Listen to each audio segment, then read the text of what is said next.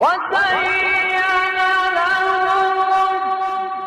الشيطان أعمالهم